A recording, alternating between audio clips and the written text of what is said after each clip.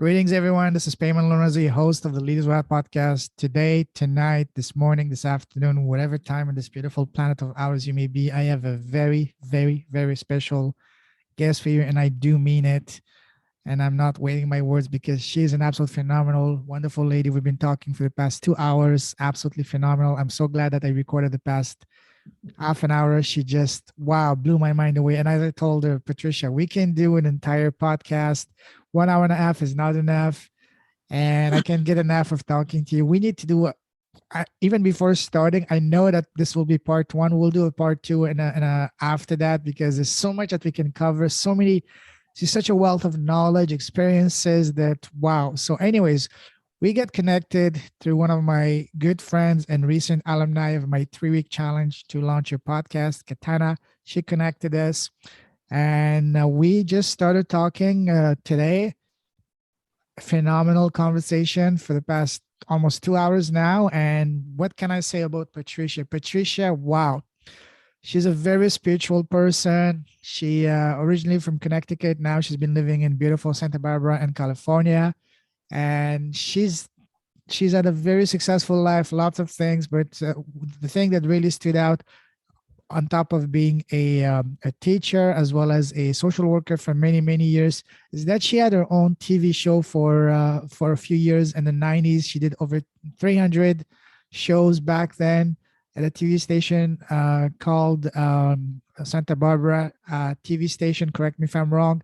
She was able to interview some of the big names out there, such as Dr. Joe Dispenza, Bruce Lipton, and so on and so forth. I mean, blown away, amazing things she's done, and now she's at the state that she wants to contribute to the awakening of the planet and helping people, get in touch with their spirituality and all that. And she wanted to be on my podcast, which I'm honored, and she's wanting to start her podcast because she has so much knowledge and wisdom that she wants to share.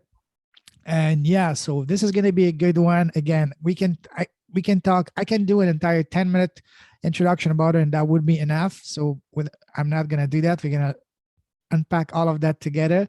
So Patricia, my friend, it's an absolute honor having you here with us. Welcome to the show. Wow. Wow.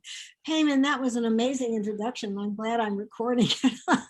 Oh, pleasure is all mine. Pleasure is all mine. As we were just saying to each other just before going live, that everything happens at the right time and for the right reason. I guess we were meant to connect because we're completely aligned with what we want. Oh, and I forgot to say, you have a wonderful, wonderful tagline, which is aligned with the divine, and that's something that wow, and not only is beautiful, but also it rhymes and it's so powerful. So we're gonna unpack all of that.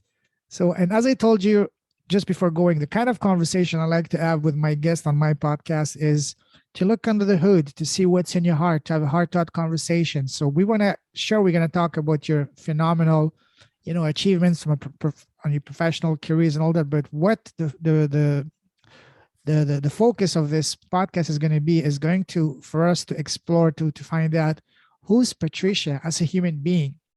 Are you ready? Yes, I'm ready. All right, awesome. So tell us, for people who don't know you, tell us, who's Patricia as a person, as a human being?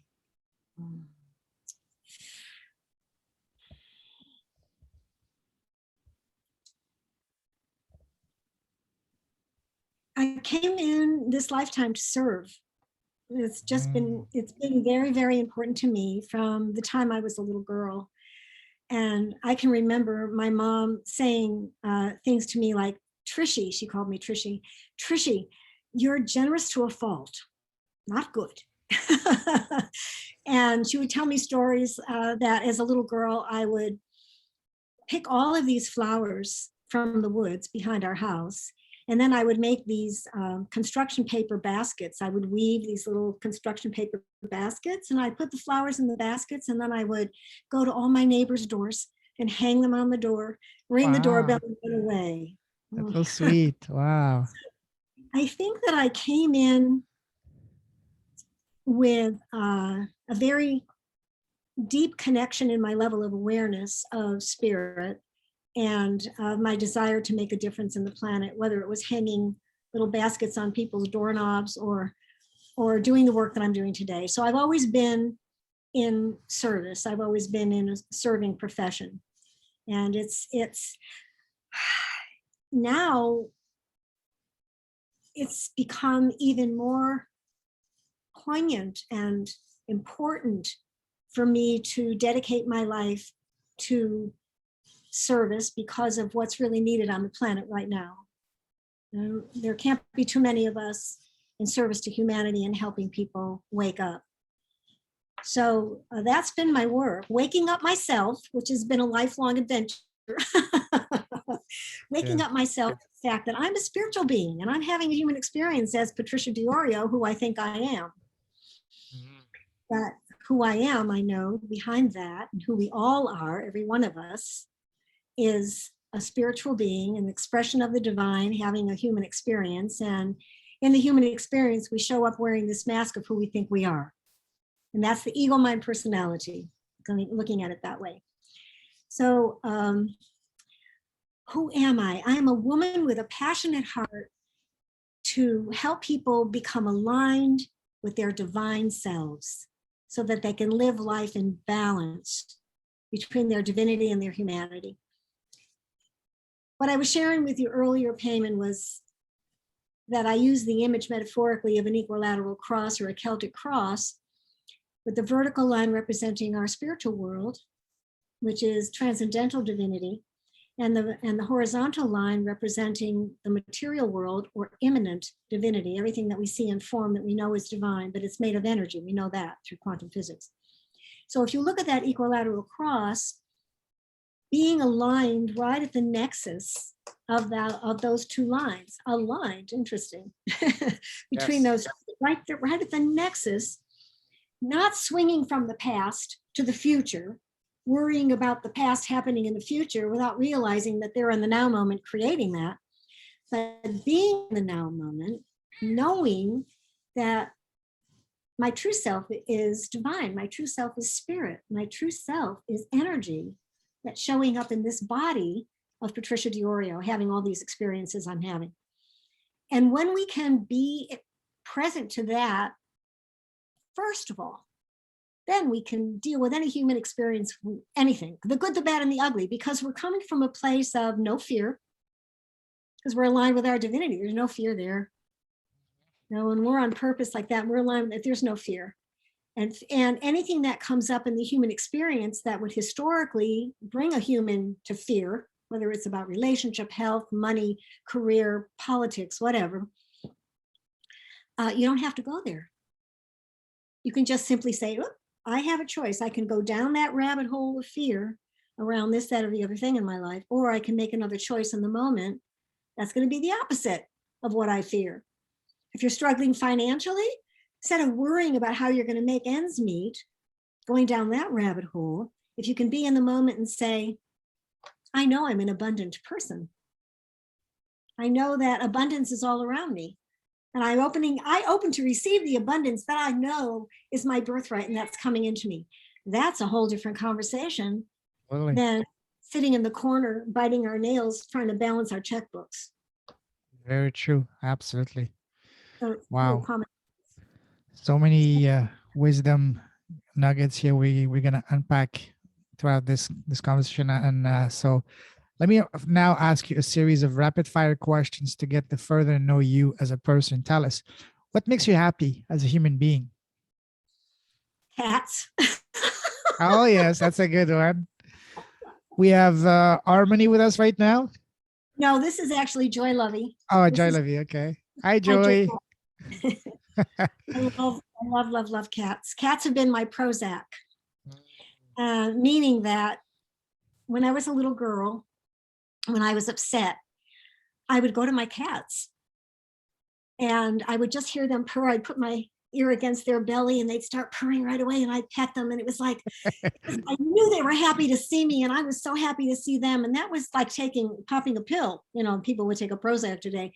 Yeah. They were my what makes me happy? My family, my son. My son is the light of my life. He's a genius, blessing. When he graduated from high school, I wrote him a letter on lavender paper with Wow. purple ink. It was longhand, obviously. Mhm. It was a long time ago. He's 52 now. And I wrote him a letter about how honored I was that he chose me to be his mother. I'm almost Wow. emotional now about it.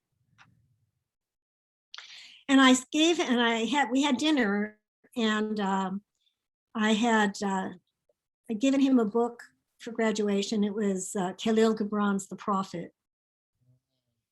And at dinner, I read him Gibran's dissertation on parents, on children.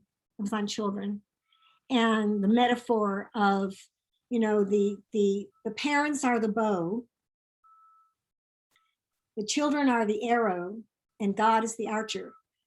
So that. And I gave him this letter that I wrote that I said, people tell me what a great job I've done raising you. People tell me what a wonderful mother I am. And it's not that I'm denying that I did the best I could, but you're just a phenomenal human being and you can do anything you want in your life. Wow. So, and it wasn't easy because we had our problems as a single parent. I raised him. But anyway, my son makes me happy. After we went up to Mammoth for Christmas, and then he said, Mom, I want to come back to Santa Barbara with you and spend just some quiet time, just the two of us. We went wine tasting. Wow. we had the best time. We had the Sure. best time.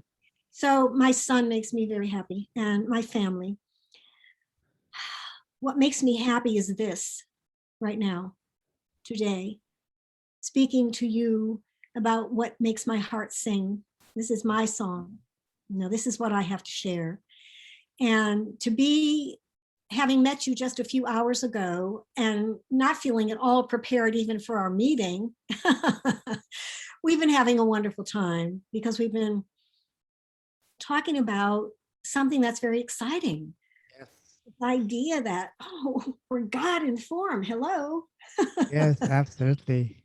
Are, however you interpret the word God, you can interpret it in any way. It has a charged word today because of religion, but we are the divine in form and we're creating our reality. So let's have a good time. Amen No, to that. you Amen know, to that. life is a game. We're players on the field. I don't want to be sitting on the stands. Totally. Absolutely. I want to be up to bat hitting home runs. So this makes me happy. And the ocean makes me happy. Oh, I yes. live right, I'm viewing the ocean right now. I'm sitting in my home and I've got an Wow. ocean view in my living room and in my office. And, it's kind of like being my non-negotiable with God, wherever I live. I said, okay, there's one thing that I want. And I've always been able to have that, interestingly enough. Since I became aware that I'm the creator of my reality, what do I want to create? Well, all things Exactly. being equal, I would rather have an ocean view than, That's a somebody's great roof. that's a great way of putting it. I'm gonna borrow that from you, and from now on, I say that's one of my non-negotiable. Having an oceanfront view, and very powerfully mentioned that we are the creator of our reality. Whatever we think, imagine here, we can make it happen. Just a matter of taking the right steps, the right action to make that happen. Absolutely, so powerful. Thank you for that. Wow. But what's the most important action? The most important action is to know who you are. When Yes. you know who you are, and consider that an action or an awareness, but when you know who you are and you really are aligned with that in the moment, then there's nothing that you can't handle. Mhm. Because when you lift it up, it's being handled for you. you know, Absolutely. That is so powerful. Wow. I'm loving this. We are barely started and I'm just loving this. Wow. Phenomenal. Now tell us, on the other side of the spectrum, what makes you sad and angry as a person? violence, Mm. violence. I cannot handle violence. I'm in a group of professional speakers and we're refining our skills for speaking. So we're encouraged to watch a lot of Netflix movies and stuff. And there's certain things that people watch, and then we analyze the different tools that they use, whether it's metaphor or mystery or a simile or whatever it would be to engage the audience. And Game of Thrones, couldn't go there. A Wheel of Time, I cannot go there. I just can't. I can't. There's just so violence. That's a long answer to a short question.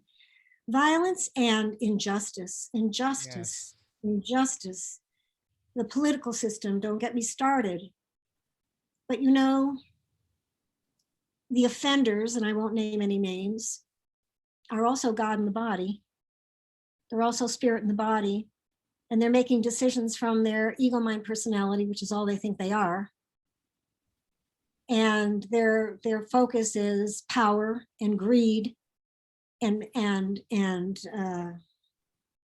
power and greed. Totally.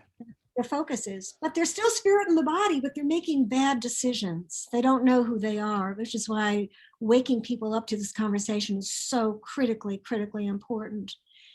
And I have to tell you, just do a quick aside here. Today is such a gift. There's a part of me that is the observer of what's going on here. And I have to tell you that I would consider this time with you today, Payman, as a milestone for me. Oh, wow.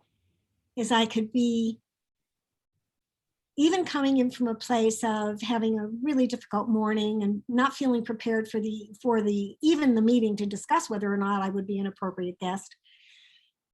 It has turned into this miraculous experience of me being able to truly share who I am to a person who sees who I am, being seen. Oh, yes. Isn't it wonderful when you're seen? Seen and being heard. Absolutely. Seen and being heard. And I would have to say, because I've been such a pioneer, I've been a pioneer. I was talking about the paradigm shift in 1996 when people thought the word was paradigm. I mean, it's like, so I've always been way ahead of my time. And I called the paradigm shift in 96, and now it's happening. So I know that part of my journey in life was, I was going to say not to be seen, but that it was a struggle to be seen. It has been a struggle to be seen because I've been in a conversation that caused a lot of people to raise their eyeballs, like, oh, yeah, where did she come from? Type of conversation. Yes. When I start getting on my spiritual soapbox. Yes. Yes. And, I don't see it as a soapbox. I don't want to be a preacher. I am a teacher, but I don't want to be a preacher. And I get critiqued by some of my speaking colleagues because I love so much to teach. And I think I'm finally now prepared because I've connected my head and my heart with my mouth. Wow, that's powerful. When you do that, it's when your mouth is expressing things that don't come just from here, but from here. I don't know if the camera can see it, from your heart. That's the most powerful way to communicate and to express. And once you get to that level, then you mean that, wow, you become a different person. It's the distinction, excuse me for interrupting you, and I just wanted to make the analogy. It's Sure. the same as knowing and believing. Yes. Belief is an intellectual structure. You can believe something that's not true. And you can believe it until the cows come home, but it's not true, right? But knowing, when you know, it's not a thought. It's a feeling in the body. It's a sense in the body. And I think that's what connecting with our hearts is all about. Totally. Connect with our hearts. And I've had to really work at that because I've been very easily in my head. I love the intellectual pursuit and all of that. And I've been told by my coaches that I have to dumb it down No way. a little bit, but then I'm not being me. Yeah, get a new coach. Whoever's telling you to dumb down, they're not getting you. They're not getting you. They should be empowering you, not trying you to tell you to suppress yourself, Well, I think what the coaching was there was, to use words that people can relate to instead of words that people want to go look up when you say it. Okay, yeah, okay, makes Yeah, sense. I think that's where he was coming from because he's very Mm, much of a big supporter of mine. okay, Give okay, me where I wonderful. can. Absolutely. Wow. Love that. Now, I know you're a very multi-talented, multi-skilled and blessed person. What would you say is your number one personal superpower? Connection to spirit. Mm. Here's my other guy. Come here. I want you to meet someone, little man. Hello, that's Harmony, I guess. Wow, those eyes, like Yeah, a like a that's my husband. panther. Wow, What did you ask me? Forgive me. your personal superpower. You mentioned. Yeah, my personal superpower is my connection to spirit, which I have always had. Mm, It's always been there. It's been masked by traumas and tragedies in my life sometimes, especially as a little girl. But I've never really lost that innocence. I think that I've never really lost that innocence of the connection to spirit. I guess how that's the word I would look at, innocence, because I know there's an innocence about me that's becoming even more pronounced now as I let go of all the expectations of who I think I'm supposed to be in this world and how I'm supposed to act and how much money I should make and all of that. All of that is so inconsequential. Like my Einstein said, all I want to know is the mind of God. The rest are details. exactly. So when we come into the mind of God and know that, hey, guess what? It's our mind. It's our mind. Now, all we have to know is that. And then whatever the world gives us, whatever's in front of us, first of all, we've created it.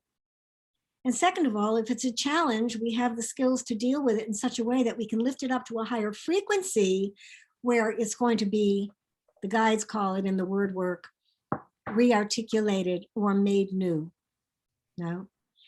I highly, highly, highly suggest any of your viewers who want to rock their world spiritually to pick up this book, I Am the Word by Paul Selig, Selig. It's channeled text, similar to like A Course in Miracles. Are you familiar with the Course in Miracles, A Course in Miracles, Payman? I have. I haven't heard about that. No. You haven't heard about A Course in Miracles. The Course in Miracles is another majorly channeled text that was very, very popular and still is. People are still working with it. And I studied it for many years and I incorporate a lot of the principles in my own, personal lifestyle and understanding of spirituality. But I am the Word. Here's one of the lines from I Am the Word. I am the Word. You cannot not be God. Think about that for a moment. You cannot not be God. You can believe you. He said true atheism is not knowing your true divinity. True atheism is not knowing who you are. Wow. So the book is about helping you come into alignment with your true nature as spirit and body, in the body, as God and form, as the divine. You can use any word you want. And know that everybody else is. So you're not just some God on a mountain calling the shots. Everyone is divine, having this human experience. And everything in the human experience is spirit, vibrating in a frequency that gives it its density, that gives it its dimensions, that gives it its color. So this world is an illusion, Payment. Absolutely. Yes. Yes. Yes. Wow. We're creating this illusion with our thoughts, feelings, and words. Yeah. And speaking of that book, I'm the Word. I already, while you were talking before going live, I already found it on Amazon. Gonna get it and I'm gonna start reading it. Did you get it? I'm gonna get it after this call. Absolutely. Get it. And I would also download the Audible. The book is, if you're ready, you don't need any kind of academic or necessarily spiritual sophistication to get it. If you're ready for it, you'll get it. If you're not ready for it, no matter how much experience you have or sophistication or education, it's not your path if you don't resonate with it. And I tell people that there's not one way. But Totally. the thing about this book that is so exciting to me, Payman, is this. The guides are working with us to help us raise our frequency, AKA ascension while you're in the body. I don't know about you, but ascension, when I was raised as a Catholic, ascension meant you drop the body and your spirit, right? It wasn't about ascending while you're in the body. It was like you were in the body over here and then you die and then you ascend. No, this work is about ascending while you're in the body. So the more you do the work, which is come into alignment with your true self and make choices that move you in that direction of owning your power and creating your reality aligned with the divine, you know, then then we're living our own personal heaven on earth. And then we pull together with other people like you and I are coming together. We're in the same conversation, essentially. But you're an expert in your area and I'm an expert in my area. And we bring our expertise together and then we're going to get this conversation out to all of your followers. How many do you have? You must have a lot. Yes, it's increasing nicely, and again, and in ways that defy any logic, because it's a miracle. When I started this podcast here, I had no following, even though my following is not as big as I want it to be, but still, it's growing nicely. And the thing is, when you're starting something new, even though you may not get the numbers, you may not get the number, you might feel that not many people are listening to you. Always keep in mind that God is always watching you. The universe is watching you, and the people that matter, they're looking at you, watching you, and following you. And you get to see certain signs and symbols from that from time to time, especially when you feel down and you feel that, hey, is this really worth my time? That's when you get a sign, something, or someone that sends you a message in direct and indirect way to tell you, hey, keep going. You're on the right track. We're following you, watching you. We're monitoring your progress. Keep going. Do not stop now. The guides tell us that how much they love us and that they're with us. And they say, we walk behind you, we walk before you, and we walk on either side of you. Amen. We have your back. Yes, absolutely. And so it's like it's given me the courage to even be more outrageous than I am. I don't know. Would you consider me outrageous? In a good way. Outrageous in a way that you have so much to share, so much to serve, so much to do, that in a way it can be outrageous, in a way that people would expect you to do one thing, but in your mind and your spirit, you're not even getting started. You have so much more to give, so much more to do, and to serve and to impact and to empower, to inspire. So this is beautiful to watch. Yes, it's very exciting. And I will never retire. No, As I was telling you, why would you like to retire from something you enjoy doing? I know. You retire from things you don't like, for example, a job. But when you're doing something is in line with your divinity, with what you want, you will do it until your last breath and with a smile on your face. That's same exactly thing for me. Yeah. Same for you. Yeah. Please keep doing what you're doing. Keep shining your light. Keep blessing the world with your presence, the impact. The world needs you. Needs more people like you. So, and I'm so happy that not only we connected, but also that, hey, you're only getting started. That's exciting part. Back at you. Absolutely. Hey, you have a few more decades to go ahead of you. So well, everything that you've done, everything that we do in our lives, everybody prepares us for our ultimate work, which is our purpose and what our soul wants to accomplish. Not that everyone in a human experience has a purpose that is to save humanity. We were talking earlier before the podcast, our souls come in to learn lessons, and they're going to, present the opportunities and the teachers that will help us learn the lessons. And for some lifetimes, it's about being like a certain political leader that was the president of our country, And in other lifetimes, it was about being Mother Teresa or the Dalai Lama, right? So we come in with lessons.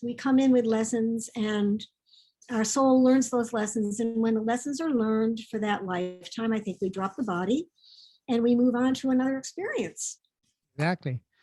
the way I see life, just like you mentioned, I see life as a school. We're here to learn lesson, but I see it also as a buffet. We're here to try and experiment new things, new experiences, because this is what we're here for. We are eternal beings, having spiritual beings, having a temporary experience. And that's why we try to experience all the things that this 3D realm allows us to experiment, like feelings, experiences, good, bad, joy, joy and sadness, and all the things that come with this 3D world. It's just like you said, it's a game, it's a simulation. It's We are here to learn, to experiment. That's why I always keep on saying I want to be rich in experiences. I don't care about material things. I want to accumulate as much as I can about experience. That's why I love traveling, changing. I've changed so many, as you can call it, career passes. I've done the typical corporate route. I've done the laptop lifestyle, traveling around the world. I've done the blue collar, working in the oil fields. I've done as a football coach, as a language teacher, you name it. And I love it, because that's what we are here for, to experiment and to try. That's why for me, life is a buffet. You have different dishes in front of you, different experiences. You just pick. It would, in my opinion, would be a waste, a pity, a crime to limit yourself just to one little path, one little thing. Yes, well, that is good. For example, speaking of food, even if it's your favorite dish, if you were to eat it every day, after a week, you're gonna get tired of it. You know, that's why you need to try a little bit of everything, so you can appreciate and enjoy every dish to its fullest. Well, I think it's remarkable, and in a way, I envy you your globe trotting, and having all of these amazing experiences. The interesting thing is that I haven't had those experiences, but not but and yes and uh, my focus this lifetime has been really healing the Patricia Diorio that had her wounds of her childhood, and waking up to the truth of who I am, so that I can help others wake up as well. And that's really where my focus has been. I had we didn't talk about this, but I did have a very traumatic experience at 6, a very, very religious family, Catholic, where I was sexually molested by a school janitor. And I'm just going to be totally transparent. I was 6 years old, and I actually had an orgasm. Wow. Because he went down on me in his office. Wow. So a 6-year-old girl who is raised to see sexuality as mortally sinful, right? And that's what we were taught. To have that experience, and then to have the orgasm at the same time as the shame. So I collapsed shame and exquisite pleasure in that one moment. And that cast the die for a lot of work in my lifetime, because I buried it subconsciously. I couldn't handle it.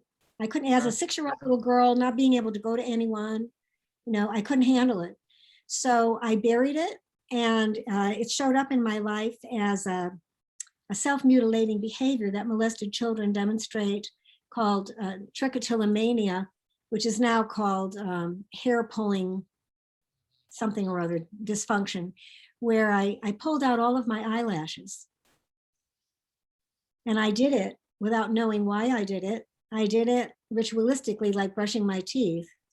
I did it in movie theaters. I did it watching television. I did it whenever I was not paying attention to what I was doing. My hands went to my eyes. I pulled out my eyebrows as I got older, never knew why I did it. And I just thought that I was neurotic. I had some type of a strange neuroses. And people thought they fell out. My whole family and friends thought that they fell out, which is why I didn't have them. As a little girl, I became tremendously subconscious that I had no eyelashes. After the molestation happened, I got fat, my eyesight went, and I went from this adorable little girl to this overweight, chubby little nearsighted miskite. Miskite is a Yiddish word. You know what miskite is? No, anyway, that's a side. ugly. Oh, okay. So my work, as my growing up, my big work was unraveling that. And here's a true story. At 37, I had just accepted the position as executive director of Big Brothers Big Sisters of Ventura County. And I hired this new caseworker who had a specialization in molestation. And here I was, the director of a program serving children. So I wanted to be sure that they were protected and safe from pedophiles, because pedophiles are attracted to programs that work with kids, like Scouts and Boys and Girls Clubs. Big Brothers Big Sisters was huge in that, especially with big brothers having little boys. So I hired this woman, and we developed a program that we taught to our children to watch the signs, the parents to also, to check out the home of the big brother. I mean, we did that anyway as the agency. So this gal was going to match up a little girl with her big sister, and it was in June. And she said, I'm not going to match up Janie because she's going to visit her father all summer, and she'd have one meeting with her big sister, and then she'd have to wait a couple of months. So I'm going to match her in September and start her with the school year. So come September, she's going to match Janie. And she said, Patricia, I went to match Janie Smith yesterday, and I have to tell you, I believe she was molested. I went, what? I'm a mandated reporter, girl. Just because you said that, I have to report it to Protective Services. Just because you said that. What kind of allegation is that? What evidence do you have? She said, in June, this little girl had the most beautiful eyelashes you ever saw. They were just gorgeous. And yesterday, there was not one in her head. Wow. Completely naked eyelids. She said, that is a classic symptom of molestation. It's called trichotillomania. And that's why one of the things molested children do to make themselves ugly so they won't be, I think it's part of it. It's just a neurotic behavior. It's like kids that cut themselves or burn themselves, So I sat back on my chair. I remember it. There were all my staff sitting around me. I sat back on my chair. I'm sure the color drained from my face. I excused myself. I went to the bathroom. I held onto the sink. I looked in the mirror. I didn't know whether I was going to throw up or pass out, because all of a sudden it all came rushing in. Oh, yes. And you can imagine, I've done tons of therapy. In fact, I was in therapy at the time because I thought I had a sexual dysfunction, but of course it was all that blockage around sexuality and all the belief systems I had around that was really underneath everything. And I needed to find out what happened to me. At 37, I found out, and I went to my therapist, who was a hypnotherapist as well as a psychotherapist. Okay. And she hypnotized me and brought me back to age 7. And I watched everything happen just like frames in a video. Right down to the experience with the janitor. And that was the turning point, because then I realized that, okay, no, that's not true. That's a lie. I believe that I was unworthy, not good enough. I didn't deserve, blah, blah, blah. The interesting thing is that the mask I've worn my whole life has been of an achiever, but behind the mask, I had this chronic low-grade depression of feeling that I wasn't good enough, that I was unworthy, that I didn't deserve success. And the mask that I wore was Patricia Diorio. She's executive director of this, and she does that. And I really felt that I was hiding behind this mask because I believed that who I was a bad girl and not worthy. All right. And that was the beginning of my spiritual path. Wow. That was when I really started to rock and roll. And of course, I had left Catholicism at 25. And I've done a lot of work. I've looked at, I've looked at a lot of different paths, including Buddhism. And I'm aligned with a lot of the new thought paths, certainly.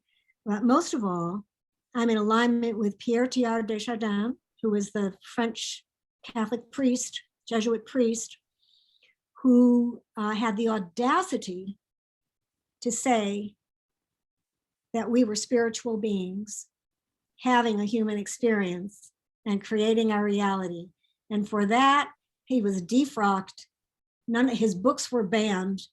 And he lived life, the rest of his life in New York City, and I know this for a fact because there's an amazing spiritual teacher who's now in her 80s by the name of Jean Houston. Okay. You know her? Have you heard of her? No. Jean Houston. And she was a little girl and she would walk in Central Park with him every day. And he would share his wisdom with her. And now she's become, quite an amazing spiritual teacher. So once the first time I heard you are a spiritual being having a human experience, I was in a ballroom in Boston and I had gone to see Deepak Chopra. I was visiting my family from Connecticut. My family goes to Cape Cod every summer and I join them with my son. And I escaped the family compound and I went to Boston and I heard Deepak speak. And when he said, we are spiritual beings having a human experience, creating our reality, everything in my life went bingo. It's like everything lit up. And it's like I knew that it was true. I just felt it in my body. And since then, I've read a ton of books. And there are two books in Bruce Lipton's book, Biology of Belief. I can remember the page it was on and everything. It was the third paragraph down on the left side. I can't remember the exact page number, but what he said was, in fact, we're God. In fact, we're God. And I read that and I remember the tears coming down my face. So this is a knowing that I've come to that has turned my life around. But first I had to go through all that muck and mire of thinking I was unworthy and undeserving and not good enough. And being a classic overachiever, never being happy with what I do. Ergo, Confessions of a Perfectionist was one of my speeches. And perfectionism is not easy. Here's the irony though, Payman. We are perfect beings in essence. Yes, at a soul level, yes. Having an imperfect human experience.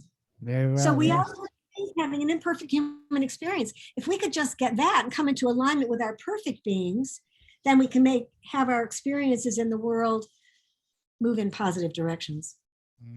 Wow, very true. Loved hearing your story and all that about your Thank you. I haven't shared that story in a very long time. When I first brought it out in my Toastmaster groups, I think it was a bit shocking for people.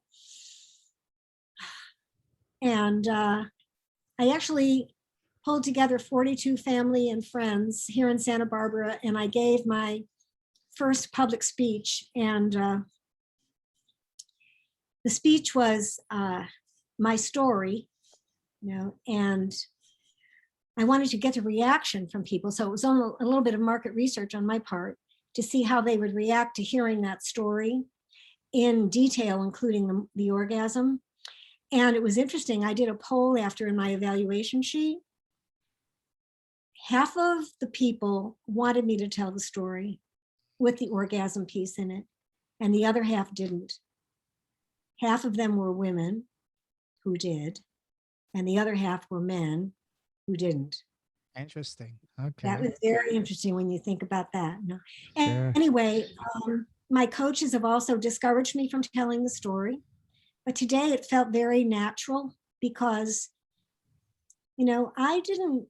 I came in with my soul's lessons to be learned. And I think that I came in to be there for all molested girls, all molested children. Very true. Maybe that's your life mission. My life mission is to inspire people to wake up to the fact they're God. Yes, love that. Part of your mission. Yes, part of your mission. Wow. That's my life's mission. My other, as a social worker at heart, There's so many different ways I could go.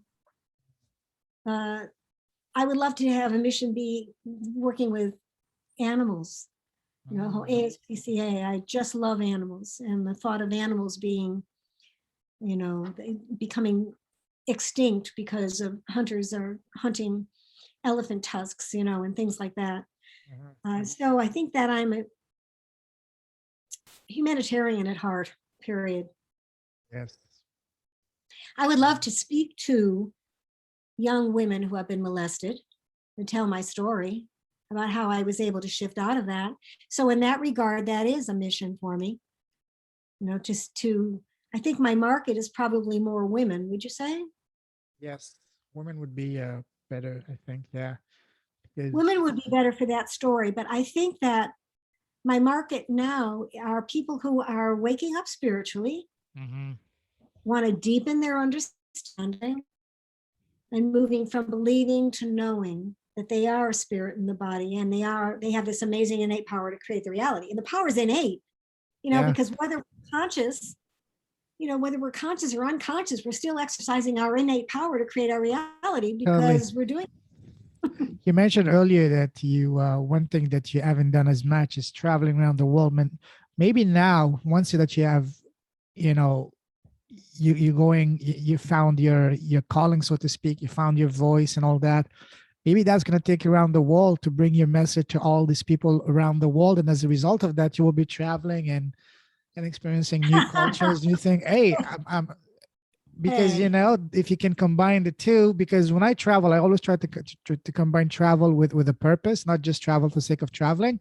So if you yeah, can do that with business, that could be the perfect opportunity for you to give speeches, to have classes, conferences, being invited to speak, invited by TV stations and radios, and all of that can happen.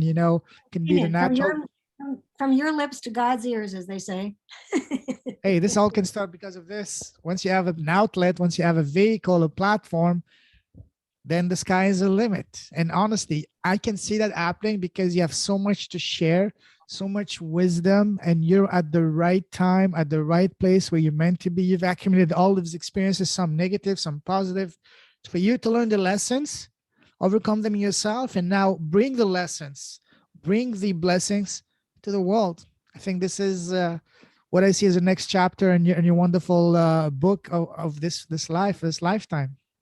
Thank you so much. And my only concern, and I lift it up all the time, is my body. I mean, I've been a yogini for 50 years. I've been just yoga and meditation and all of that has been a big part of my whole lifestyle. So when I fell down and I hurt my shoulder, and resulting in, of course, it was incremental injuries happening over a lifetime. You don't have one fall and you could have one serious fall, but it was accumulation. So I know that my body has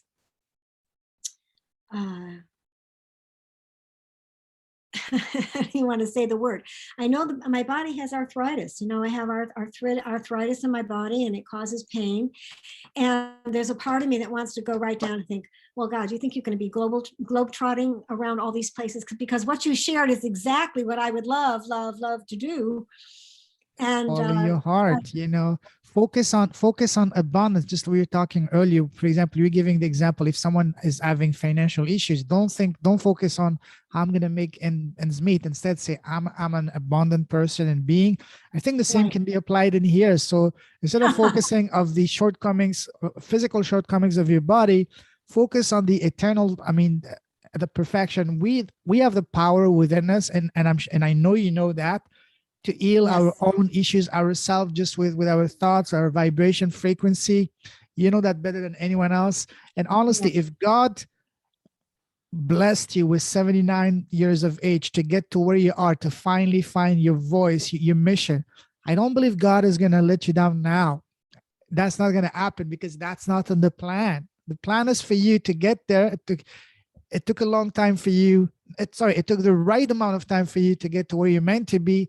And then just like God blessed you to get here and overcome this experience shared with me earlier, on the highway, on the freeway, you were not done yet. And now that you're getting to where your heart is in sync now, your heart is singing and all that. I think God is gonna give you the time, the health you need to bring your message and to fulfill your mission. So I'm not worried about that, because it's the limitation is what we create ourselves. So, and you have the power within you to heal yourself, because God has a mission for you, as a purpose for you, as and that is for you to bring your message, your wisdom, your lessons you learned in all of your life in this planet and this body. And I'm confident that God is not going to let you down. The universe is not going to let you down, especially now. And knowing that I am a cell in the body of God, and I'm aware of that cell now, I can consciously choose radiant health and ageless beauty, which has been one of my mantras for a very, very long Yes. time. And I'm going to be 77. So Okay. I'm not pushing to 79 yet. I'm sorry. I'm sorry. Yeah. So just as you mentioned, and that just coming back to that incident in the freeway, when you completely surrendered and let yourself go and say, happens whatever happens, and God saved you.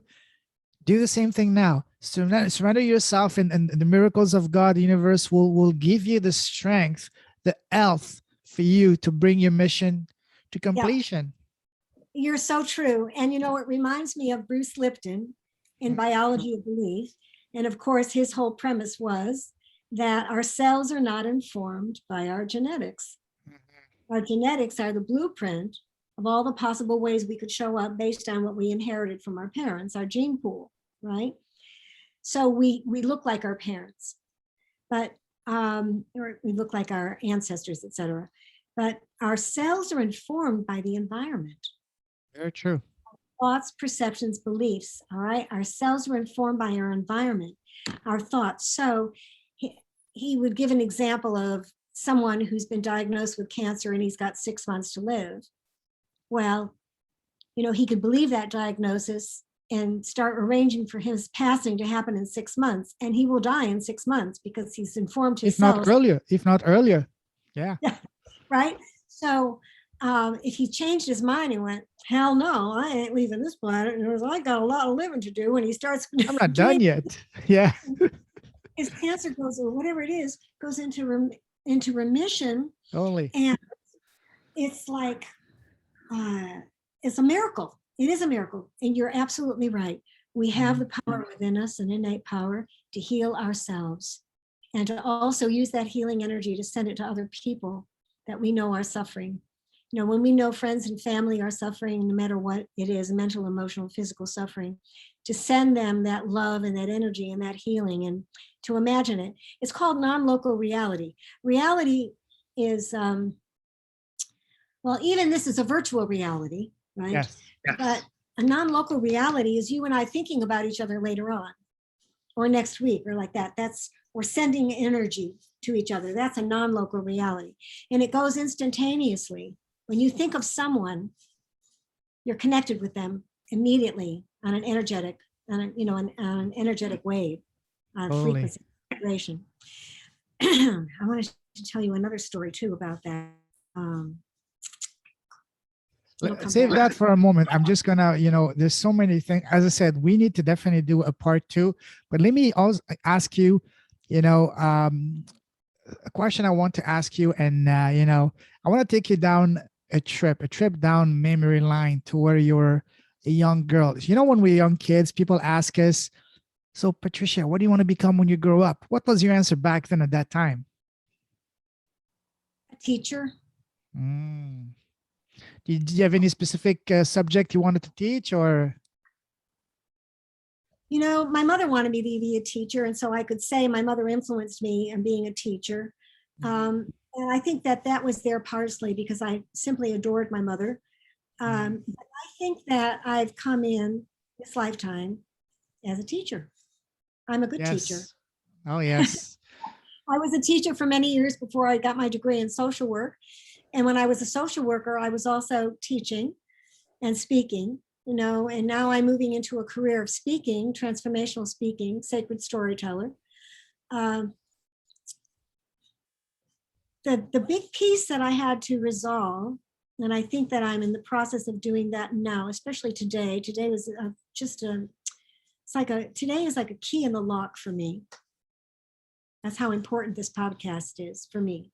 You know, Yeah. even if it weren't to go out to people, hey, and just the ability to be able to express myself so unencumbered by judgment or not being heard, just being able to speak about who I am and what I am and what I came here to do has been such an incredible gift, and a priceless gift, a priceless Pleasure's all gift. mine because this is what I love doing. I love to connect as a human, heart to heart level with people, and you know what? It's natural for me and you to connect in such a way because we're on the same page, we're completely aligned, and you have such a wealth of knowledge and wisdom to share, and that I'm a complete awe.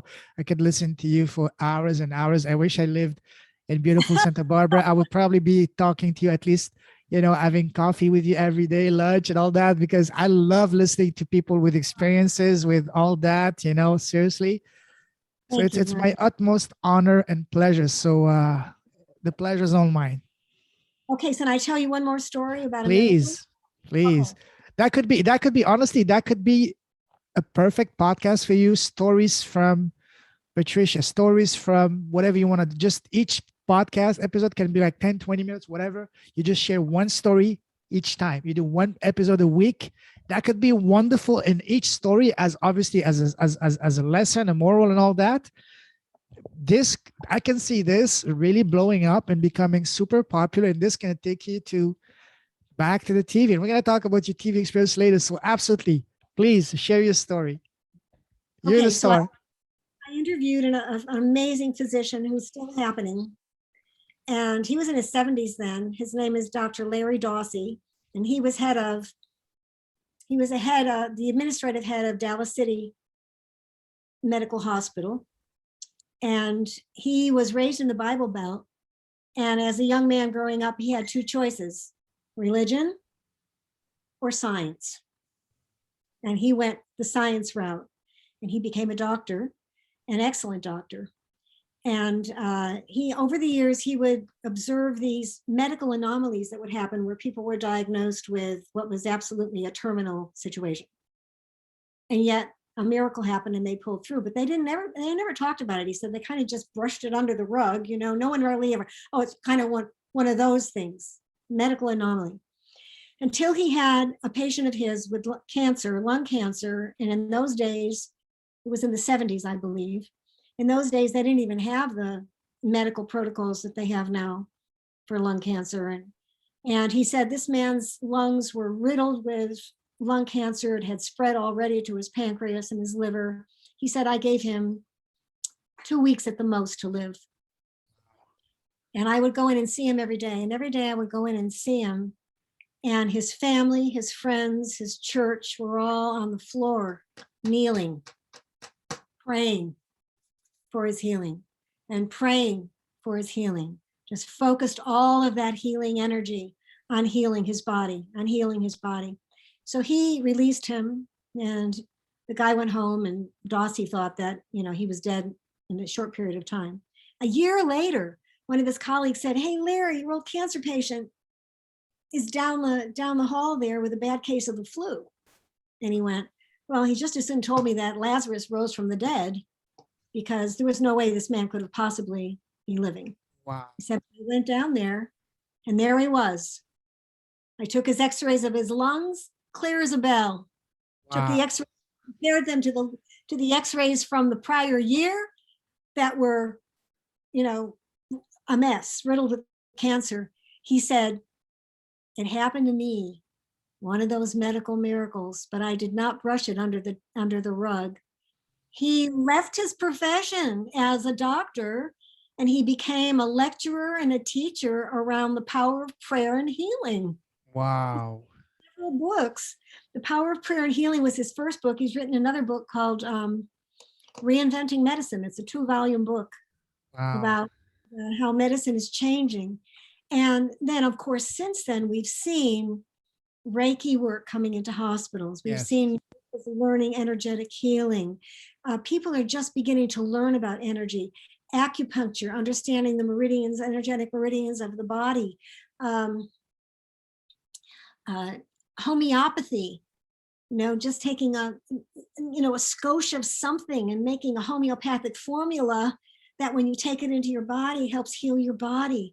All of these, I'm totally into acupuncture and magnets and working with all of these different tools for healing. I believe in it.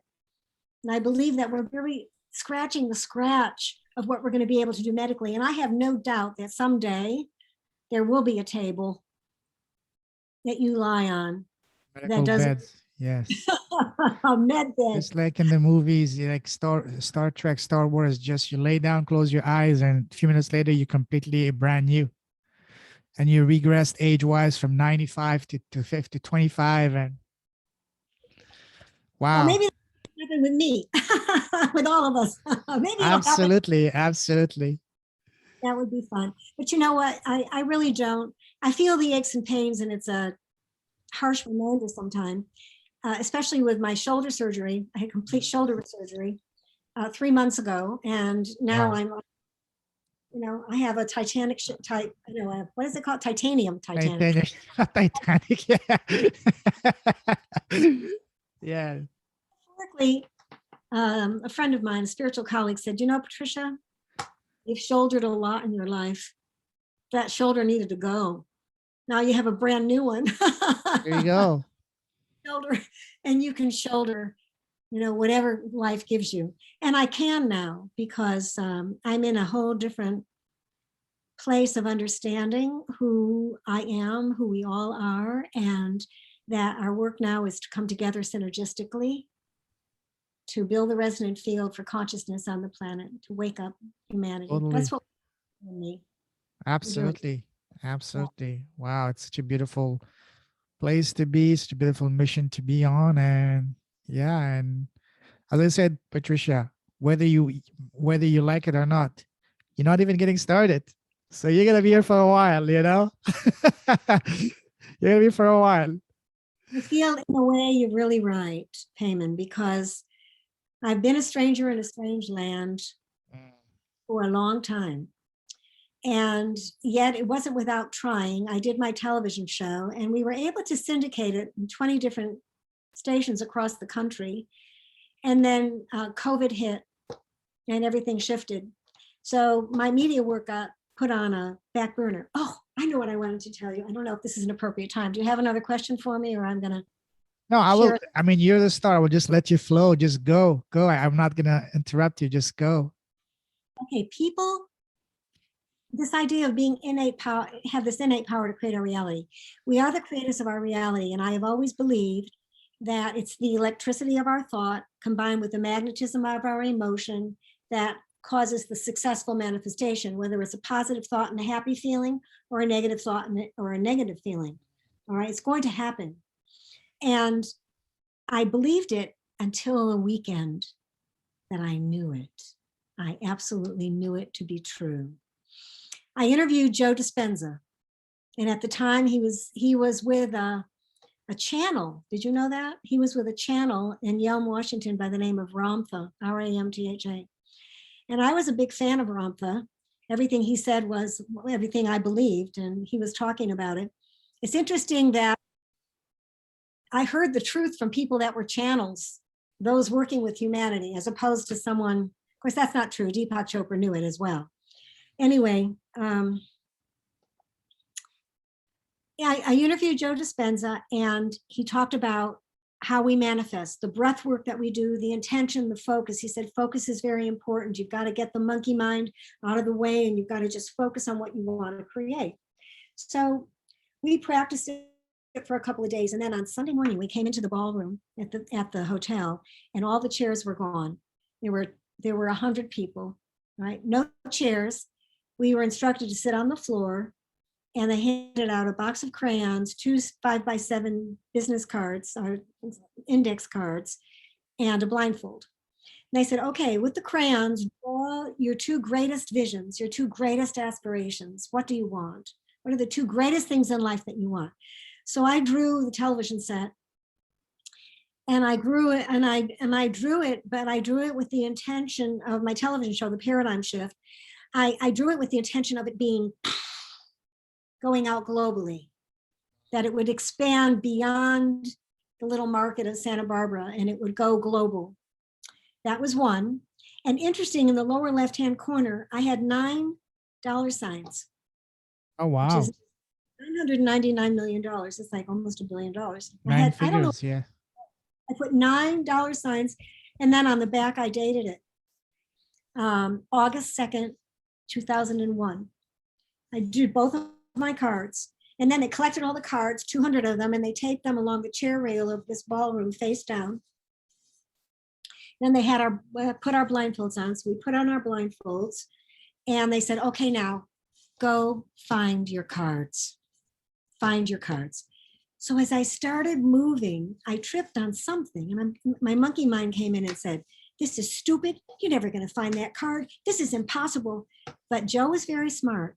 He had all his assistants running in and out of all these people wandering around looking for their cards, saying this: focus, focus on your card. Focus on what you drew. Focus, focus, focus. So I just started focusing on both cards. And then the rule was you go up to a wall, you lift up your blindfold, you lift up the card. If it's your card, you celebrate. If it wasn't your card, you quietly put it down and you go to another wall. You just don't go right down the wall. You've got to go to another wall. So everyone is all over the room, 100 people. So after 40 minutes of focusing on, I decided to focus on, the other card was the twin flames. Twin flames represents my beloved life partner coming in. You know, I'm single. I'd like to be with a beloved life partner in my life. I'd like to share my life with a man who is in alignment with me totally and have it be the right circumstances and all. But it's, you know, I'm not attached to it anymore. A lot of disappointing relationships. I'm not attached to it anymore, but I want it. I still want it. Still want it. So anyway, I drew it and I was focusing on candles. Focus, focus, focus. I walked up to a wall. I lifted up the blindfold, I lifted up the card, and it was a television set. So Wow. I said, I was focusing on both of them originally, but then I focused just on the candle flames. It was the television set. I couldn't believe it. I was so excited. I screamed and hollered, and they came running over and they took the card off the wall and they pinned it on my sweater and they said, this is going to happen, Patricia. This is going to happen. Now go find the other card. Honest to God, payment. I walked over to the other wall with my blindfold. The first card I picked up, guess what? The candle flames. I found both cards out of 200 cards, blindfolded, just through focus. 5 of us in the room found both our cards. And you want to hear a real amazing statistic? 50% of the people that participated found one card. Wow. So what does that tell us? It tells us, first of all, that I'm not special. You know, anybody can do it. Anybody can do it. We have that power within us to do it. And the fact that 50% of the people, 50 of the people found at least one card, and 5 of us, 10%, found the other card, found both That's cards. amazing. I still have those cards. And you know what? I don't think either of them have come to pass yet.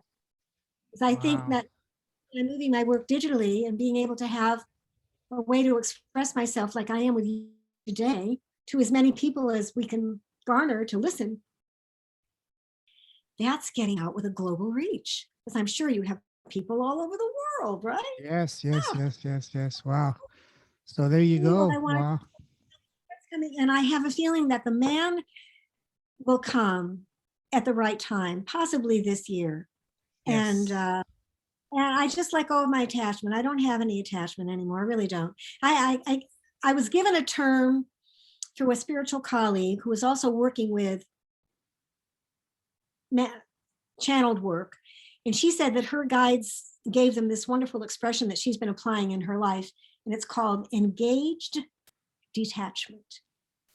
So when Love you're that. engaged on something you want to create, heaven on earth, waking people up, right? If you're engaged in it, you're moving in that direction, but you have the wisdom to know that if you're attached to it, it's coming out of fear that it won't. So be detached, engaged, detachment, be engaged but detached. And that's what I really try to live in my life every day. Even Love regarding that. my, I love even that I regarding wrote this down. Engage attachment. That's beautiful. a wonderful term, Yes, a wonderful term. indeed. Very powerful. Wow. Wow. No, I'm sure the universe has beautiful things in store for you for this year. For all of us heart-centered people, I can feel it. This is going to be a tremendous year of the rebirth, especially after having, in some way, wasted 2 years because of all the craziness around us and the world. So myself and a lot of people have extremely high, expectations and optimism for this 2022, 2023, and beyond. So again, there's some things that we don't need to know how it works. All that we need to know is that it works. And I think this is going to be one of those situations that the man that you envisioned and dreamed in your vision is going to materialize in your life in the most magical way and in the most unexpected way. So have that, don't ever give up hope. And I'm not saying that just to be nice, because I really see it, I can feel it, I mean it. So yeah, this is gonna be a magical year for all of us. So magic is in the air. Yeah. Well, we're looking at 22. 2022 is a 6, Mm. numerologically 6, and in the tarot, the 6 is the lovers, the lovers. There you go. See. And well, no, but the lovers card is a piece of sculpture. I wish I could find the card quickly to show people. The lovers card, here it is, right on the top. Okay. The lovers card in the tarot, number 6. You see Brancusi's kiss. It's a piece of sculpture in the center. And what do you see when you look at that? Do you see one person hugging themselves or two people coming together? Two people. Yeah. But if you shift your perception, do you see one person hugging themselves with the eye in the middle? Oh yeah. Oh yeah. Okay. The message is that when we love ourselves, when we love ourselves, That's all we then, need. then we will bring in our lover, Absolutely. someone that loves himself or herself. This card is the law of union, and it's about self-love first, the law of Mm. union. And the mind of the lovers, I'll give your audience here a little tarot reading on this year's number, because 2022 is a 6, and a 6 is the lovers, the law of union. And it's about coming into union with self, coming into Wow. union with the true self, with your divine self, with the essence of who you are. And when you come into the true self, the essence of who you are, then you're going to attract into your life your partner. You're going to attract into your life, whether it's your business partner or your neighbor next door or your beloved. They're also going to be in that place, so you can form that whole, the Tao symbol, the yin yang that we see, the black and the white, and then we create that for ourselves in our lives. The mind of the lovers is confusion. Why? Well, confusion, people say, well, you got to love yourself. What does that mean? That means that you put yourself first. Well, what does that mean? Does it mean I'm selfish? Well, sometimes you need to learn to say to somebody no when they expect you to say yes. And sometimes need to say to somebody yes when they expect no. You need to honor the true self, what's going on. So you need to move past that confusion. The Yeah. heart of the lovers, represented by the torn rose in the lower left-hand corner, represents is sorrow, represents the heart of the lovers, which is sorrow, which is letting go of the sadness from the past. The past is gone, except for its beauty, and all that remains is a blessing. That's a line from the Course in Miracles I never forgot. The Wow. past is gone, except for its beauty, and all that remains is a lesson. So letting go of the sorrow from the past. And then the world of the lovers is what we've been talking about, synergy. Right? Because then you bring your gift to the table and I bring my gift to the table, and he brings his and she brings hers, and we could create that whole that's greater than the sum of the parts. It's synergistic. Then things really start to rock. Like 1 and 1 is not 2, right? Like what you were talking about before. Yes. It's 11. Yes. Yes. Yes. Exactly. And then the spirit of the lovers is trust. Trust that you're exactly where you need to be. You're exactly at the age you need to be at, Patricia.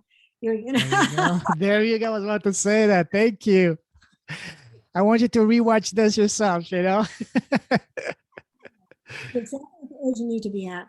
And then the royal family card to the lovers is the rejoicer, which is my favorite card, the woman of cups. And it's a woman who is in her joy, and there's hearts and flowers and glasses of wine and cats and everything on this card. So this is the year we're in, self-love, the year of falling in love with our true self, which is Totally. our divine self, our divine self.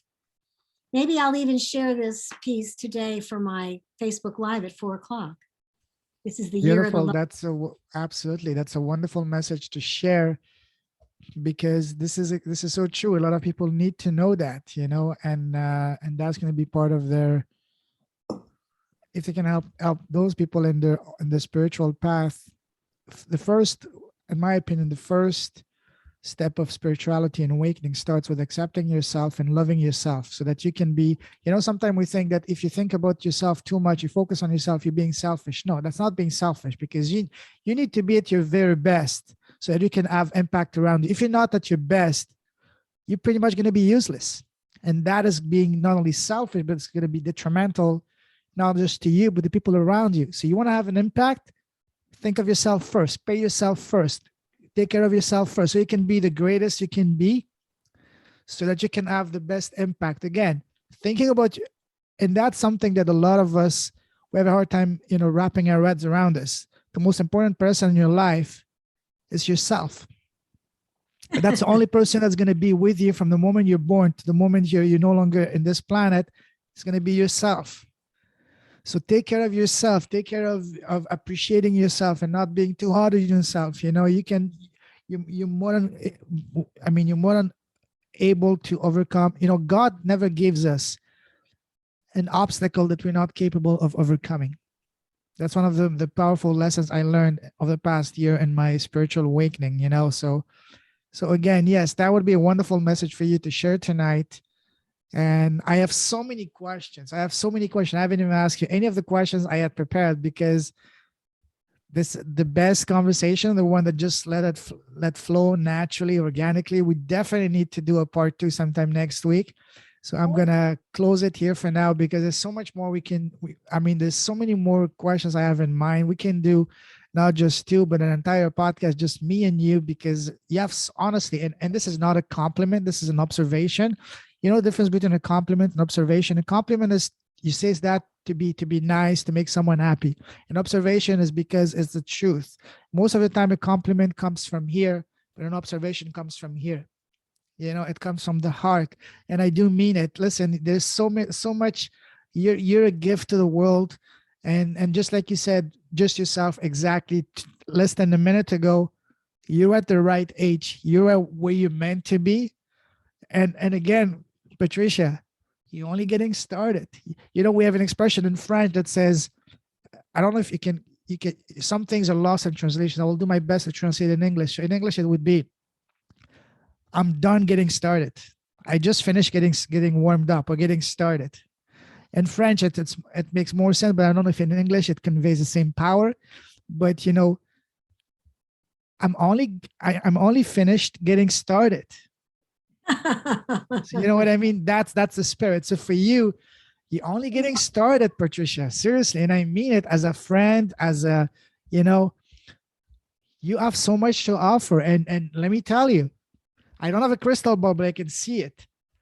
This journey is going to take you around the world. Is going to allow you to bring your message to the other heart-centered communities around the world. So get ready, dust off your passport, in 2022 and beyond. You will be doing a lot of traveling, my friend.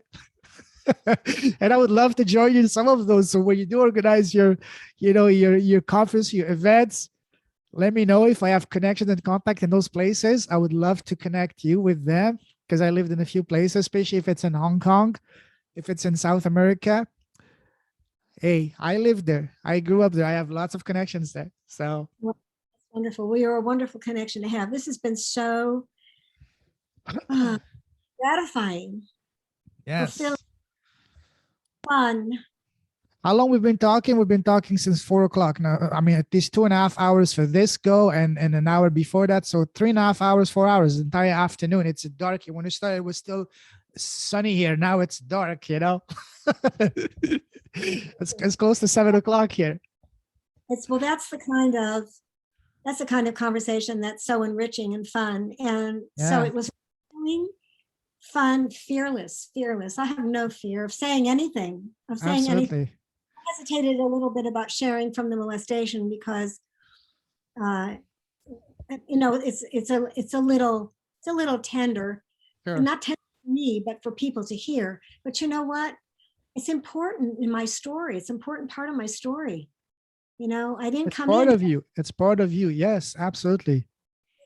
I had to really find who I was underneath that wounded little girl that believed she was committed a mortal sin and would die and go to hell. And what the nuns told her was that that was not the worst punishment, that the worst punishment was that God would never love you again. That Oh, hit me to the quick. And I think then I made up my mind to prove that wrong, to find God. I think mhm. I so here I am, and I'm seeing God right now, looking at you. Oh, wow. You're being so sweet. So that's not, thank you. I'm not God. Well, we're all God. You're God. We God. We are gods. See, that's the distinction. We are God. Yes, there is. We're part of the all that is, the unknowable, unnameable, ineffable. Is not separate from us in any regard. It's not separate. We're one with that. We're a part of that. We're a cell in the body of God. We're a sunbeam coming from the sun, made of the same stuff and having the same power to warm and to light. We're divine beings, and if we're divine, then we are God. Now, Mm. I don't mean that in any kind of an arrogant way. I mean that it's important that we look at ourselves as a part of the whole that is God, and we can never be separate from that. And that true atheism is denying our God selves. So I invite you to look today, based on this conversation, at at owning yourself as a part of God, such that the part of you that is God would never not let you do your fulfillment.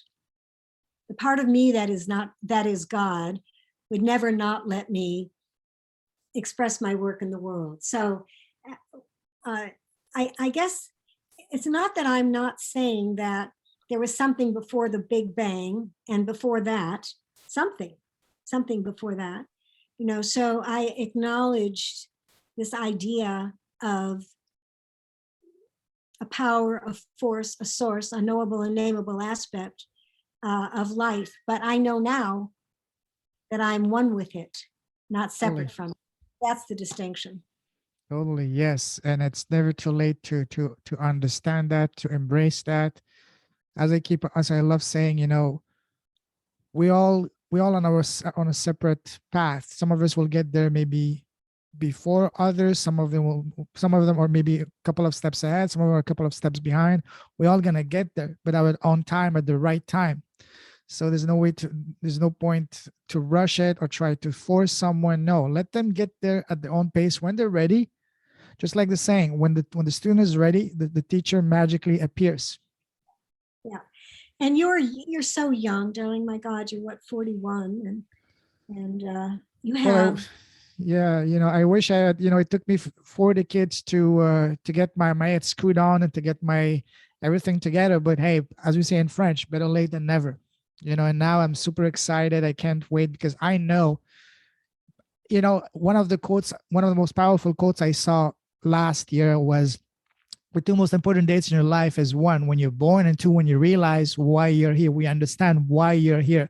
And for me, I understood that last year during the summer of 2020. And that's when I made the shift completely from profit to impact, and my entire spiritual awakening journey started. And that was the turning point for me, and I will always remember that was the previous version of me, and now the 2.0, the 3.0 version of me. And now I'm feeling I have a purpose. I have a mission. I know why I'm here. I'm not just aimlessly wandering around the world and trying to, have fun or whatnot. Sure, fun is an integral part of life, but now let's have fun. Just like let's make money in a way that's meaningful, that's impactful, and purposeful. If you can combine all of that together, then that's the ultimate form of fun. And I like to call that, when you're doing good, you're helping someone that has nothing to give back to you other than just the gratitude in their eyes. I call that's the greatest feeling in the world. For me, I call it the orgasm of the soul because it touches you at the deepest level of you. You get goosebumps and tears. And that's it's almost like a drug, like a high. When you feel that, you want to recreate that moment. And for me, the best way to recreate that is by doing more good out there, you That's know? right. What if you're at 3.0 right now in having had this awareness last year or whenever it was, that you have a purpose and you're going to live your purpose.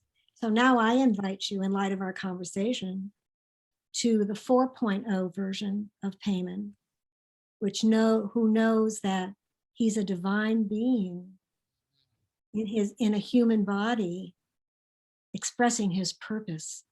Because you can't be expressing your purpose with fulfillment if you don't know who you are. I mean, you can make a difference in the world, but it's the 4.0. I think that this is really spirituality 4.0, owning your divinity. This is who And you are. and you know what, Patricia? I gladly accept your invitation with open arms. Thank you. You're welcome. You're so welcome. This has been beyond delightful. It's been totally fun, and it's what I want to do in my life. So Yeah. thank you for being in my life and for inviting me to do the podcast today, when I thought it would be someday down the road if you thought I was an appropriate guest. Just like I said, you're only getting started, and this is only getting started. We're going to be talking a lot more together because I definitely want to not only bring you back, but also I'm super happy that we connected. I listen, I can't get enough of talking to you because you have so much to share and bless the world. And honestly, you're a gift. You're a gift to the world. And this is what I really love doing. I can do it all day long. I've been on the Zoom call sitting here with you for the past 4 hours, almost completely forgotten about even going to the bathroom or even getting some food or anything. I don't mind it because hey, it's fun. This is there's nothing more. Well, yeah, there's a few more things. Like I would love to have this conversation with you right now on the beach in a tropical place. But for now, this computer will do it. So Dinner.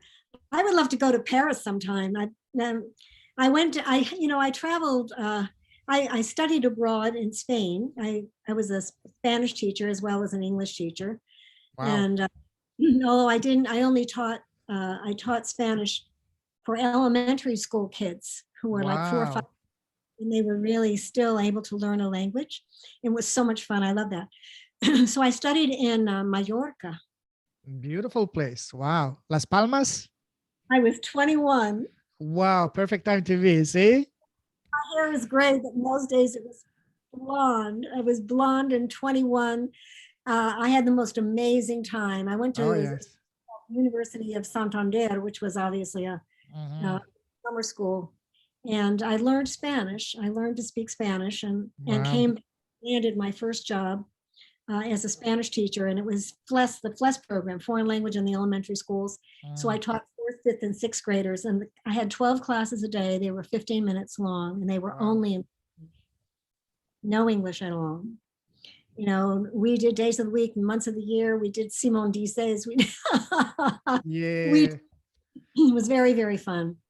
And I don't know where. That's so. When I was in Spain, I had a chance then to travel a little bit. So I went to Italy. I went to Paris. I went to Switzerland. I went to Zurich. I went to Florence. I went to Paris. I went to where else did I go? Oh, I went to Portugal. I think Portugal.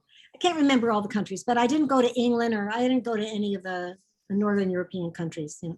So I did that little skosh of traveling at 21, and then I went back in 2016 with a man I met who had sailed around the world for 28 years, and he was having his last sail. And he Wow. invited me to go with him to Sicily, where my dad was born. Oh, My you're dad, Italian. Wow. yeah, I'm a Sicilian Italian. Oh, And do you speak Italian? Parli italiano? no, I don't. No. Okay. My mother was not Italian. Guess what my mother was? Jewish? Uh, Spanish, French. My mother was Polish. Oh, wow. Okay. Yeah, but she was born in Austria. And Okay. so Polish and Italian has been my heritage. But, and I learned English and Spanish. Go figure. Beautiful. Wow. You mentioned Paris as someone that grew up in France. Next time you go to France, I would say, yes, go maybe for a day or two just to take the pictures in front of Eiffel Towers, go to Versailles and all that. But the real France is outside of Paris. Especially I would go to the place I grew up in the Southwest in the French Basque country, close to the Spanish border and the deep south of France. Perfect. That area is called the California of Europe because all the retirees from Northern Europe go there because it's a perfect summer, very, very perfect climate, very similar to California. Very beautiful. I grew up in a small town of 100,000 people. Imagine this. You go to a place, people greet you by your name. Hey, how's your mother? How's your father? That kind of, feeling that I really miss and from a small town. But yeah, the south of France is magical, especially in the southwest. The food is to die for. But the point is, go outside of Paris. That's where the real magic is. I'm sure. I'm sure. And my son's never been to Italy. I said to him over Christmas, I said, well, before I leave the body, I want to go to Italy with you, Jim. Oh yes, you will be going, God willing, this year. Who knows? So dust off your passport. This has been so delightful, and I would love to be on in a part two. Oh, absolutely. You have my Calendly. Please book a time for next week, any day except Monday, because Monday is going to be a rock and roll from 10 o'clock in the morning to 9 o'clock nonstop. So any other days, book a 2 hour time slot because it's going to be a good one, a long one. And How many podcasts do you do a week? I don't have a set schedule. I do whenever I get, sometime I can be doing like 3 or 4 a day and then nothing for a week. Sometimes I can be doing one a day. So it really depends on my schedule. But this will be our first episode is going to be episode 130. So 3 and 1, 4. So I don't know what is the meaning of that. I'm sure there's a meaning. Emperor in the Tarot, and it's a money card, one of 4 only. And it's about making things happen in the material world, building and constructing the material world. You and I are both doing and are just beginning, Mm-hmm. launch See? our purpose, right? You're a fast learner, Patricia. I like that. 41 and me at almost 77. You know when my birthday is? You said February 17? February 14th, Valentine's Day. Oh my God. See? Great day. I'm telling you, you're a gift for this world. You're a gift for all of us, My birthday. I've always loved my birthday, whether there's been a lover in my life or not. I've always loved it because it's the day of love. Oh yes. But you know what? We have a saying in France that, Saint Valentine's, Saint Valentine's is Valentine's Day. Sorry, it's like a commercial day, but the real day of love, it's every day of the year. Because you don't need a commercial day to tell you that you need to express your affection to the person in your life. Do that every day, just like Christmas. You don't have to wait December 25 to buy gifts for the people that matter to you. Do it every day. Yes, you're absolutely correct. That's how they do it in France, and that's one of the things I love about the French culture, and so. We're all one in here. We're all different. Totally. We're all a unique expression of the divine in form, and I think that this pandemic has really brought us to this understanding of that Totally. We are connected, that there is no separation. Doesn't make any difference what color your skin is, what your sexual preference is, what nationality you are, age you are. It doesn't make any difference. Yeah, totally. We're all players on a stage, right? Shakespeare said that. He knew. Absolutely. Just like when the curtain falls, we all, even though we might have been mortal enemies in this stage, after when the curtain falls, we all congratulate each other, say, okay, this is something that you could have done better. This is something that I find funny about you. We just like after that, we just share our thoughts. And the next time you change role, you get a different body. You might be a prince, a queen, or whatever. This is wonderful. Let me just share one thing with you in closing. Go One of ahead. the things I learned from this body of work, I am the word. Oh, the other thing too reminds me, we'll get together next week. In the meantime, I invite you and encourage you to pick up the book and to start the book, and then we can talk about the book from your perspective next week. I would really interested in that. I'll get it right now. I'm going to order it tonight. I'll get it tomorrow. I'll start reading it tomorrow. But what I wanted to say is that the guides tell us that our soul comes into each lifetime to learn, period. There you go. Absolutely. Learn and to learn certain lessons, which is why we attract people in our lives, choose our parents. All these things happen to us because our soul needs to have those experiences in order to learn the lessons. But they also say that the true self is here to be. Absolutely. You mentioned to be. There's no striving to learn. And don't get put off by this when you pick up the book, because what they do is they call it the Christ itself, not as in Jesus, although Jesus, they claim that Jesus is one of the ascended masters working with us, but that the Christ is an office in the divine. It's the highest expression, the highest vibrational frequency that we can sustain while we're in a physical body is the Christed frequency. And when we can sustain that most of the time, then we're in that place of the true self where we're being, in addition to our learning. Up until now, we've been learning. But when we come into this place of knowing who we are and aligning with that high frequency of our divinity, our Christ, which, by the way, I think is the second coming. Second coming wasn't some human being that was going to come and show up like Jesus did, 2,500 years ago. The second coming is us waking up to our own Christed selves. Thank you. Absolutely.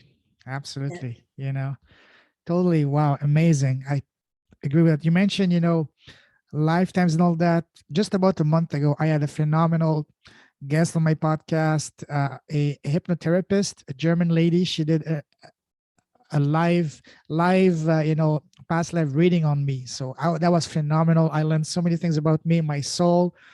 I've had over 17,000 lifetimes. So I was blown away so much that I watched that episode at least 10 times since then. So yeah, that's something I'm extremely fascinated by that. So yes, I'll grab the book tonight and start reading it as soon as I get it this weekend. And then please book a time on my Calendly, and it would be an absolute blast. Spend another 2-3 hours, however long, next week together. I know it's going to be a good one. Might as well even grab a bottle of wine just in case, Sure, why don't we do it next Friday? All right, just book a time on my Calendly, and we'll make it happen. It's going to be an honor, a pleasure. And listen, I know you have a live in a couple of minutes, so I'll let you go. Listen, absolute honor, pleasure connecting with you. Again, you're a gift. I have so many questions to ask you, but we're gonna have many opportunities to do so. So listen, have a wonderful evening. Have a fantabulous weekend ahead of you. Keep shining your light. Keep blessing the world around you with your presence, with your gift, with your mission.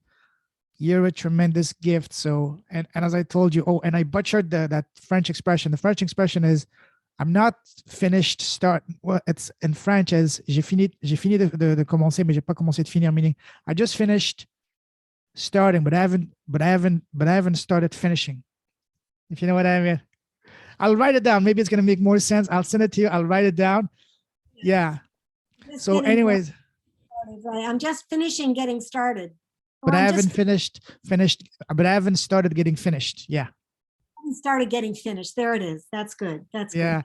So listen, have a wonderful evening, and we'll definitely see you. I can't wait to see you again next week. Thank you very much, my beautiful friend. Take care. Bye-bye. Good night. Take care. Ciao, ciao.